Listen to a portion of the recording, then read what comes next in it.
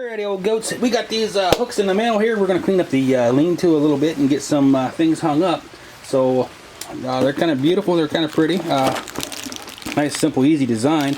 I think it came with 1, 2, 3, 4, 5, 6. So 12 total hooks. Came with the screws to hang them with. And we'll show you here that the, well, if it'll let me pull it off.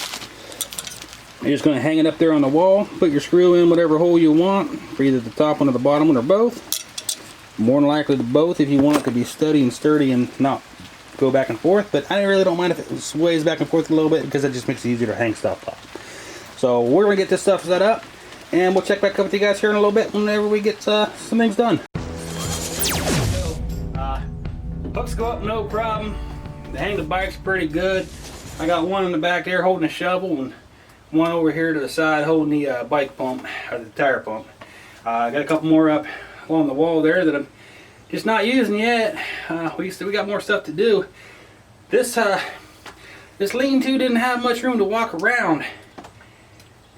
With those three up out of the way, there's a lot more room to walk around though.